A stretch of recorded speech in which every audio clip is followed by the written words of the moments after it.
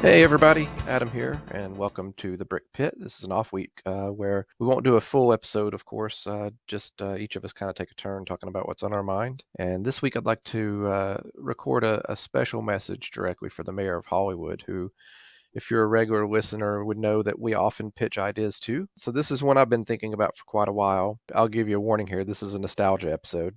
So if that's not your jam, you may want to move on. But, growing up for, I think, most of the folks who listen to this show, Saturday mornings were a special time because you wake up, you run downstairs, make a bowl of cereal, and then you have hours of uninterrupted programming that's targeted for you that really took off, I guess, in the 60s and 70s, but most of the 80s and 90s kids really kind of hit the heyday of it, I guess, because I guess it targeted mostly to like 6 to 12-year-olds. I don't know. That feels like the right age range for a while, and they had like a wide swath of content that kind of appealed to a little bit to everybody. I know some people still have broadcast TV. I don't even think they do Saturday morning cartoons anymore on any of the major networks.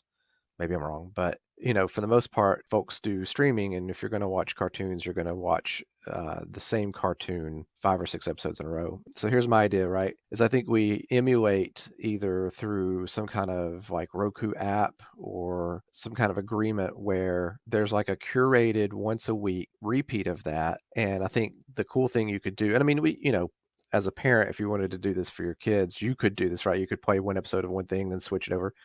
That's a lot of work. What made it special was that it just kind of rolled. Broadcast TV just rolled. And of course, I think a lot of us fondly remember a lot of the like Nerf commercials and GAC and all kinds of stuff. How did you know what the new Hot Wheels thing was going to be this Christmas if you didn't watch Saturday morning cartoons? Even the commercials would be fun. Be that as it may, what I thought is there might be a way to recapture kind of that special magic. I know lots of different ideas about what peak Saturday morning TV viewing was like. But I think an example of when it was done extraordinarily well was the mid 1990s when Disney bought ABC, and they had a block of programming they called One Saturday Morning, and it had this like awesome catch song that they played, like this really catchy tune that they played at the beginning of it.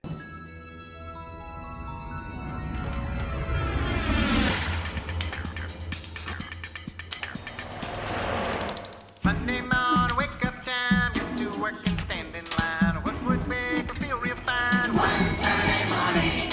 Coming up next is Tuesday's grind. The week is young, but I'm out of my mind. What would make her feel real fine? One Saturday morning. Wednesday, Thursday, jammed in the middle. Once again, make the pose a riddle. What strung me loose, but plays like a fiddle? One Saturday morning. Friday has an exit sign, but getting there still takes some time. What would make her feel real fine? One Saturday morning. Illuminating television.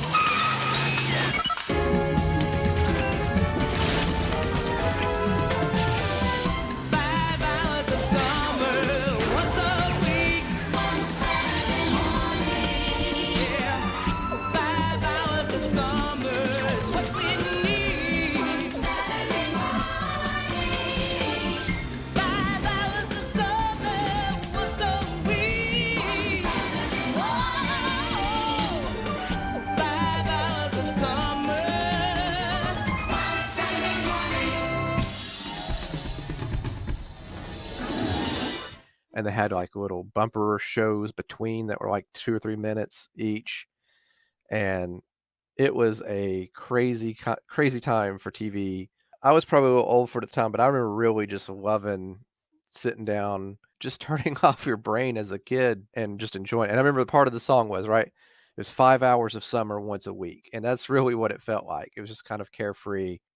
And if you don't know, or if you were on one end or the other of when this kind of peaked age-wise, like some of the shows that were kind of constants throughout that was like Schoolhouse Rock. They had Doug and Recess and Pepper Ann. They had that 80s version of the Winnie the Pooh cartoon. Weekenders, Recess. Kind of peak Saturday morning was those sort of preteen geared TV shows that were real, I don't know, just stress-free but kind of relatable, I guess. And anyway, so my idea is that we have some kind of like curated once a week drop of 5 hours of TV, give or take, that emulates that exact experience. And because I'm old, I think we should do it with the cartoons that existed that I liked at various times. I don't think we should do anything new.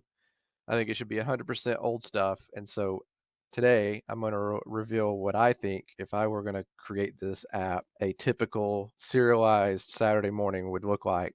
The benefit of being like in this imaginary world is we could cross IP, we could cross different, streaming services. It would all flow into one app.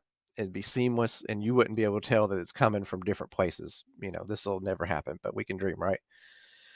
So I'll kind of, the way I see this is like you start out your morning with some classic stuff, and then you kind of build through the late morning into older kid stuff, and then culminating in what I would consider like the finale of like the best show.